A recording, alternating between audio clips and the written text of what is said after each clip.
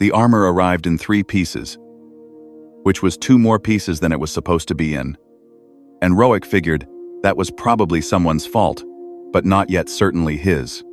He set down his diagnostic scanner, an older model, the kind he could actually feel through the haptic feedback gloves, because the new ones were calibrated for hands that didn't shake, and looked at the wreckage, laid out on the repair bay floor of the Tesseract Station Maintenance deck. The central breastplate of the Kethara ceremonial battle shell was cracked along the primary resonance seam. The left pauldron had been sheared clean through by something that left a burn signature he didn't recognize. And the third piece, the ceremonial gorget that linked everything together and apparently also regulated the wearer's bioelectric field, was simply gone, replaced by a handwritten note in 7 languages, none of which were standard. He picked up the note, squinted at it. His translator implant caught the 3rd language, Kethara formal register, court dialect, and rendered it with the slight delay he'd learned to expect from his unit, which had been damaged in the same incident that had damaged his hands. This gorget is irreplaceable. Find another solution, or do not trouble us again. Roic set the note down carefully and looked at his hands. The right one had stopped shaking this morning, which he counted as a victory. The left one had not, which he counted as Tuesday. He'd been on Tesseract for 8 standard months, long enough to learn that the Kethara delegation considered the maintenance staff approximately as significant as the atmospheric scrubbers present, necessary, and completely beneath notice. Long enough to understand that the Kethara High Commandant's personal body armor, being delivered to him specifically, over the heads of 3 senior engineers, either meant he'd been promoted or was about to be blamed for something. The door opened behind him. He didn't turn around. His shake made it harder to maintain dignity while turning, and dignity, he'd learned, was a load-bearing wall in every negotiation he'd ever survived. You are the mechanic. The voice was not a question. Kethara didn't ask questions the way humans did. They made assertions and waited to see if anyone was foolish enough to correct them. Roic turned around slowly, deliberately, and met the eyes of the tallest living thing he'd ever seen standing indoors. She was armored not in the broken ceremonial shell on his floor, but in a secondary suit of functional combat plating that moved with her like a second skin. Each piece articulated perfectly to her 4-armed, 7-foot frame. Her crest, the bioluminescent ridge of cartilage that ran from her skull to her shoulder blades, was currently a flat, watchful amber. He'd read the color guides. Amber meant she was evaluating. Behind her stood 6 guards in full battle configuration. Weapons down but hands near triggers. And behind them, barely visible through the door, a crowd of Kethara court officials who were doing an impressive impression of people who had nothing to do with this and had simply happened to wander past. Yes, Roic said. I'm Roic. I do maintenance and repair for the station. You are the one they sent. She looked at the wreckage on the floor. Her crest shifted amber, deepening towards something he didn't have a reference for. The others refused. Well, with crest to 4, I wasn't told that. Would it have changed your answer? Roic considered this honestly. No, he said, but it would have changed my price. Something moved in the court officials' cluster behind her, a ripple of what might have been shock or might have been entertainment. Impossible to read from this distance. The commandant's crest held its color. You are direct, she said. I'm short on time and the gorget is missing, Roic said. He bent carefully. His left knee didn't like certain angles, and picked up the breastplate. The crack was clean. At least. Bad news was clean. Can you tell me what happened to it? It was taken. Taken as in stolen, or taken as in removed for safekeeping, or taken as in someone grabbed it during a fight and you're not sure where it ended up? A pause. Amber shifted again. A flicker of something lighter at the tips of her crest. The third. R. All right. Roic set the breastplate down and picked up his scanner. The shake in his left hand made the readout jump, and he braced his wrist against his hip and waited for the image to stabilize. The commandant watched him do it. He was used to being watched doing it. The Gorget regulated your bioelectric field. Is that right? Among other functions. What happens if you go into formal ceremony without it? Another pause, longer this time. The court officials had stopped pretending they weren't listening. I cannot, she said. The ceremony confirms my succession rights. Without the full shell, I am, she stopped. Her crest went very flat. I cannot. Roic nodded. That was a complete sentence, even without the ending. He picked up the pauldron and turned it over, examining the burned signature. His scanner hummed against his palm, the haptic feedback doing its best through the gloves that compensated for his grip. The burn was Keth-Ara in origin. The specific resonance pattern was from one of their own weapons. Friendly fire, or something that wanted to look like it. When's the ceremony? He asked.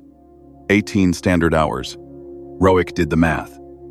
18 hours to reconstruct a ceremonial gorget from alien materials, with no blueprint, using tools calibrated for hands that didn't always cooperate, for a queen who couldn't tell him the full scope of the political situation, and wouldn't, because that was how Keth-Ara operated. He'd had worse Tuesdays. Not recently, but in principle. I'll need access to the Keth-Ara Material Requisition Archive, he said. And I'll need someone from your court who actually knows what the Gorget does, technically, not ceremonially. And I'll need them to tell me the truth about the burn pattern on this pauldron, because it came from inside the delegation, and I need to know if whoever made it is going to try again. The court officials were very quiet. The commandant's crest shifted to a color he didn't have a name for. Not amber. Something colder. And, he thought, considerably more interested. You identified the origin of the damage, she said. It wasn't subtle once I knew what I was looking at. My own engineers did not mention it. Your own engineers, Roic said carefully, probably have more to lose than I do. The silence after that was the kind that had weight to it, the kind that meant someone in the room was recalculating something fundamental. He kept his hands steady, or as steady as they got, and waited. You will have your access, the commandant said, and your technical advisor. And you will tell me, she added, very quietly, everything you find. That's my job, Roic said. He turned back to the workbench, because the armor wasn't going to fix itself, and because turning away from a Keth-Ara commandant was apparently something humans did and something they found baffling, and Roic had found that being baffling was frequently an asset. His left hand shook twice, then steadied. He picked up his tools and began. The technical advisor they sent him was named Velthir, and she hated him immediately, which Roic found clarifying. She was younger than the commandant, barely past her third molt.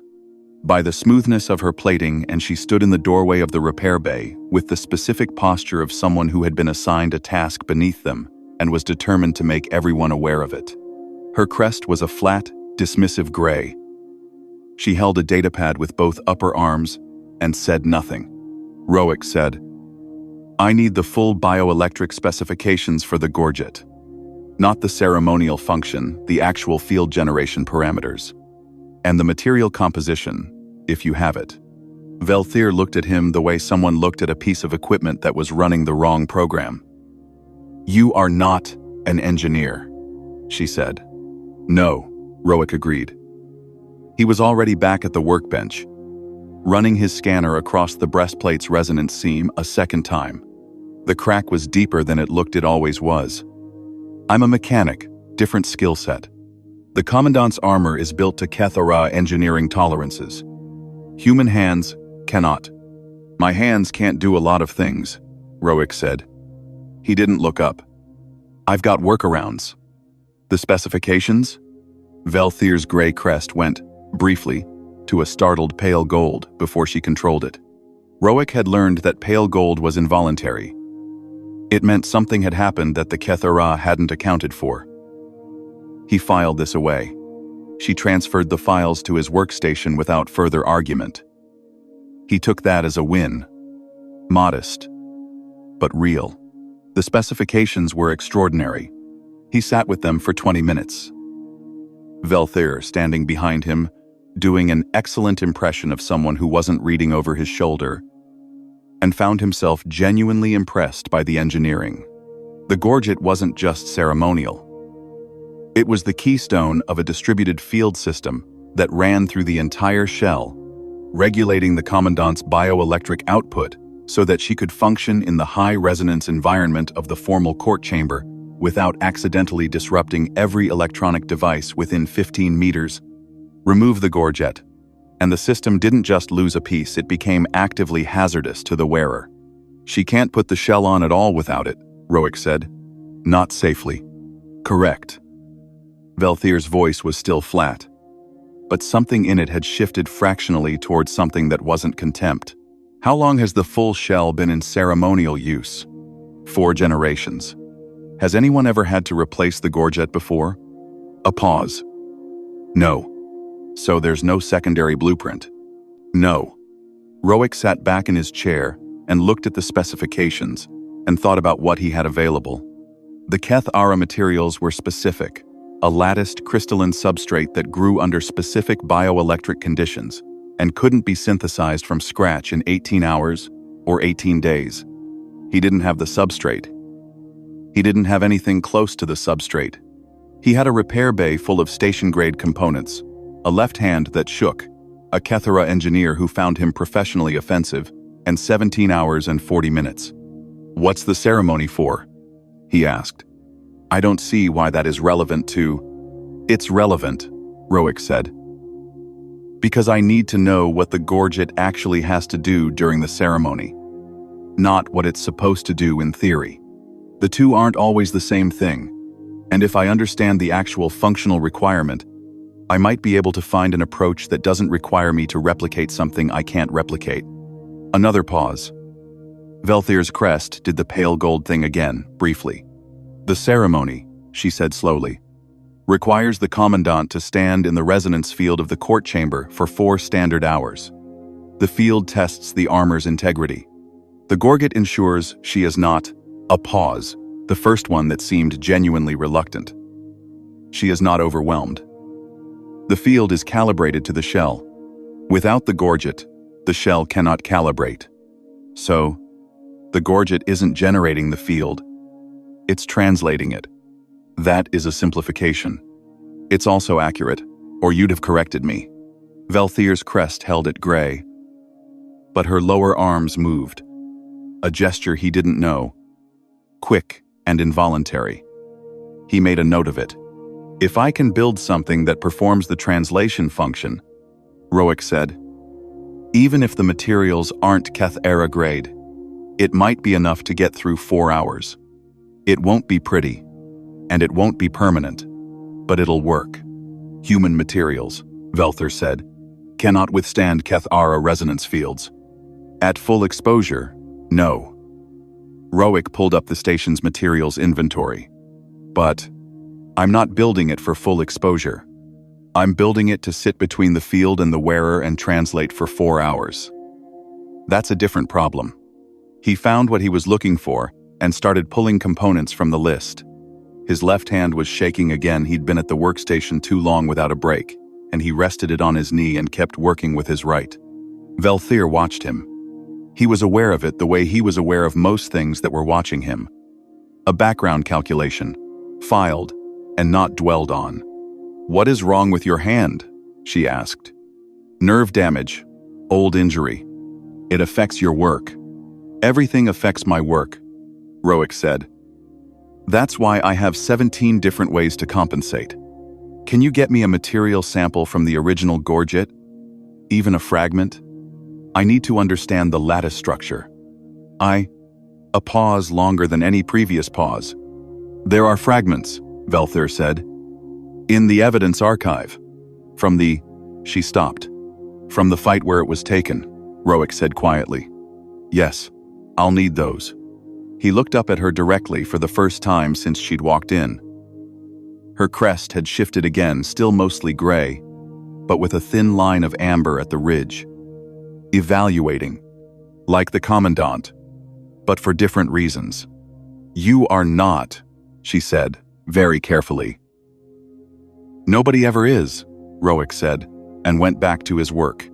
He had 17 hours left, and a completely impossible problem, and the small, warm knowledge that Velthir's crest had gone amber involuntarily, genuinely, aimed at him was something he would allow himself to feel good about later, when he had time. Right now, he had a gorget to build from nothing, and the fragments of the original were waiting in an evidence archive that was also, almost certainly, where someone had tried to bury whatever they'd done to the Commandant's armor. He was going to find that too. The fragments told him 3 things, and only one of them was about engineering. The first thing was that the gorget had been removed surgically, not in a fight. The burn pattern he'd seen on the pauldron was a decoy applied after the fact to make the damage look like combat. The actual separation point was clean, precise, made by a tool he recognized from the station's own maintenance inventory. Someone with access to his department's equipment had done this. Someone who knew what they were doing. The second thing was that the crystalline lattice of the original gorget was actually closer to a human-compatible ceramic than any Kethara documentation had suggested. Velthir, when he showed her this, went very still and said, "That cannot be correct," in a tone that meant it was. The third thing was that the fragment had a serial mark on it, Kethara court registry format, and when he cross-referenced the mark with the delegation's material log, it returned a name. Not a mechanic, not maintenance staff. A court official. Second tier. The one who'd been standing at the back of the crowd when the Commandant had come to his repair bay. He sat with this for a while. Velthir sat beside him. She had moved, at some point in the last 3 hours, from standing behind him to sitting beside him. A shift he'd noticed and not commented on. Her crest was a complicated mix of amber and something darker, and she hadn't spoken in 20 minutes. "You know who it was," Roic said. "I have a theory," she said. "Your theory and my material record are probably looking at the same person." "Yes." "Does the Commandant know?" "If she knew," Velthir said quietly, "there would be no succession ceremony. There would be a reckoning. The succession cannot happen during a reckoning. This is law." Roic thought about this. So whoever took the gorget either wanted the ceremony to fail or wanted to force the Commandant to expose the sabotage before she had enough political position to survive it. "Both," Velthir said. "It is elegant. I despise it. Can she survive a reckoning after the ceremony? Once her succession is confirmed?" Velthir's crest shifted amber, strengthening, the darker color fading.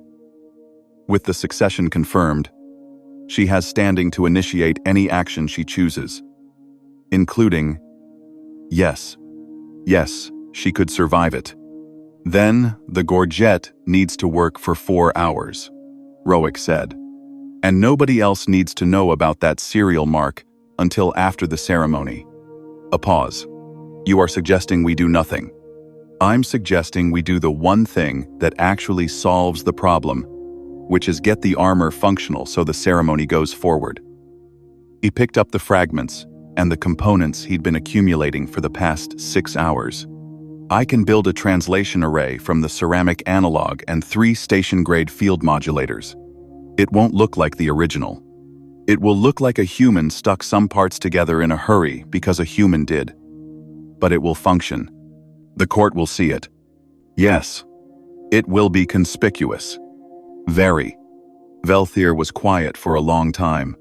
Her lower arms moved in that quick, involuntary gesture he'd started to catalog. He thought it meant she was thinking hard about something she hadn't thought about before. "If the court sees a human-made repair," she said slowly, "they will know the gorget was damaged. They'll know someone tried to stop the ceremony," Roic said. "Without knowing who. The Commandant can let them wonder about it until after her succession is secure." He paused. "Unless you think she'd rather know now." "She would rather know now," Velthir said. She is not someone who prefers the comfortable path. Neither am I, generally, but I've got a nerve-damaged hand and 14 hours. so comfortable paths are academic. Can you get me into the fabrication lab? I need a better lathe than this one. Velthir stood. Her crest had settled into a steady amber, not evaluating anymore. Something past that. Something he didn't have a name for yet. The fabrication lab requires my authorization, she said. I will provide it. Thank you. Do not thank me, she said. I have told you that human materials cannot withstand Keth-Ara resonance fields. You told me they couldn't withstand full exposure. I told you they couldn't withstand it, she said, and something in her voice was very careful. And I want you to understand that I told you this clearly, before you proceeded, because I need you to understand what you are taking on. Roic looked up at her. She was watching him with that steady amber, and he understood, very precisely, what she was saying. She was telling him that if this failed, it would fail on him. The court would see human work, and human work that failed was not the same as Keth-Ara work that failed. He'd understood that already. He appreciated that she'd said it anyway. I know, he said. Let's go. The fabrication lab was 3 levels up, and his left knee did not enjoy the station's main stairwell, which was built for Keth-Ara. Stride length. He didn't say anything about it. Velthir didn't slow down for the first 2 flights, and then she did slightly, fractionally, without comment, and he matched the new pace without mentioning that either. Some negotiations happened without words. In his experience, those were the ones that actually held. He built the translation array in 9 hours. His left hand shook through most of it. He developed workarounds for the workarounds bracing against the lathe, using the scanner's haptic system as a secondary grip, asking Velthir to hold components in place when the alignment was too fine for his compensation techniques. She held them without comment, her 4 arms a considerable advantage over his 2, and she stopped telling him what human materials couldn't do somewhere around the 3rd hour. The finished piece was not beautiful. It was functional and solid, and looked exactly like what it was. A human repair job on alien armor, made from station components and ingenuity, and the knowledge that it had to last exactly 4 hours, and not a minute less. He set it into the gorget mount, and felt the resonance field of the breastplate hum up through the ceramic array. It held. It's holding? Velthir said. She had a sensor in her upper left hand, and she was reading it with an expression he was learning to interpret. The slight flatness of crest color that meant she'd expected one thing and encountered another. 4 hours, Roic said. After that, she'll need the real thing rebuilt, and I'll need better materials, and probably a month. But 4 hours? Yes. Velthir looked at the array for a long moment. You should present this to the Commandant yourself, she said. That's your job. No, Velthir said. I mean, you should present it. Stand in the court and explain what it is and what it does. The court will ask questions. Roic thought about standing in a Keth-Ara formal court, 7 feet of alien nobility, political knives under every ceremonial gesture, himself with his shaking hand, and his station coveralls and his translator implant that ran half a second behind. That sounds terrible, he said. Yes, Velthir agreed. There was something in her voice that wasn't quite humor, but was adjacent to it. But the Commandant asked me to suggest it. He looked at her. She held his gaze steadily, amber, no flicker. She's been watching, he said. Not a question. She is the Commandant. She is always watching. Roic picked up the repaired gorget and the breastplate and the pauldron, and thought about the serial mark in the evidence archive, and about succession politics, and about a court official standing at the back of a crowd who had apparently underestimated what a human mechanic with a shaking hand might notice. All right, he said. I'll present it. He had 5 hours left and a court to walk into. His knee ached. His hand was steady. For now, he went anyway. The formal court of the Keth-Ara High Succession was not, technically, the worst room Roic had ever stood in. It was the largest, and the most hostile, and the one most comprehensively designed to make him feel his own smallness, 40 meters of vaulted resonance crystal that hummed at a frequency he felt in his back teeth, tiered galleries of Kethara court officials in full ceremonial plating, and a floor so polished it turned his reflection into something wavering and uncertain. But it wasn't the worst. The worst had been a jail cell on Komar, with no translator implant, and 3 people who wanted him dead. And he'd talked his way out of that, too. He stood in the center of the court floor and held the repaired armor in both arms, his left steadier than it had been in days. Perhaps from stubbornness, perhaps from necessity, perhaps because the body occasionally understood that this was not the moment, and waited. The commandant entered from the far end of the hall. She was in her secondary suit, the functional one, and she crossed the 40 meters without haste. Her court fell into complete silence. The resonance hum of the crystal walls rose slightly, as if the room itself were paying attention. She stopped 3 meters from him. Her crest was the amber he was starting to recognize, steady, deliberate, giving nothing away. "You repaired it," she said. "Temporarily," Roic said. 4 hours. That's what I can guarantee. The ceremony requires 4 hours. Then we're in luck. A sound from the galleries, not quite murmuring, but the Kethara equivalent. A collective shift of plating that carried weight.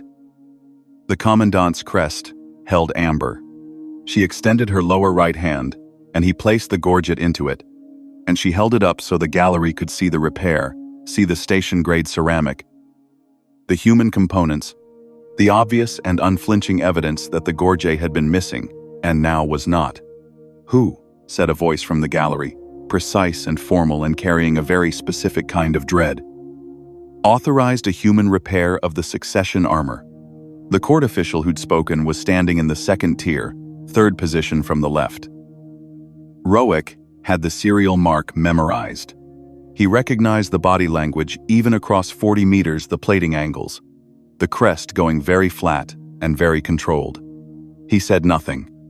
This was not his move. "I did," the commandant said. Her voice was clear and completely calm. "Vel Thier Secundus provided technical oversight. The repair was performed by Roic of the station maintenance staff. It will function for the duration of the ceremony. The armor is compromised." "The armor," the commandant said, "was damaged. It has been repaired. If the court has concerns about how the damage occurred, those concerns may be raised after the succession ceremony. As is law." The court official's crest went to a color Roic recognized now, the pale gold of something unexpected, and under it something darker, the color Velthier had shown before she'd helped him. Fear, he thought. Or the Kethara equivalent. As is law. The commandant had stated it simply, without emphasis. With the absolute certainty of someone who had already calculated 3 moves ahead and found them all clear. The official who'd taken the gorget had built a trap, and the commandant had walked through it and out the other side. And now the trap was sitting in an evidence archive with a serial mark on it, and the succession ceremony was in 4 hours. Roic thought. She knew, or she suspected, before she ever came to my repair bay. She sent the armor to me because she needed it fixed, yes, but she also needed someone who wasn't Kethara to fix it. Someone outside the politics. Someone who could find the mark without having anything to lose by finding it. He filed this away. It was useful to know exactly how he'd been used, and by whom. It made the equation cleaner. The ceremony was called to order. He was directed by Velthier, who had appeared at his elbow with the quiet competence of someone who'd been there for a while, to a standing position at the edge of the court floor. Technically within the ceremonial space, technically a witness. He hadn't expected that. Velthier had arranged it, he thought, without being asked. He stood and watched the commandant don the repaired armor piece by piece. And he watched the court watch her. And he watched the court official in the second tier with the controlled crest and the careful stillness.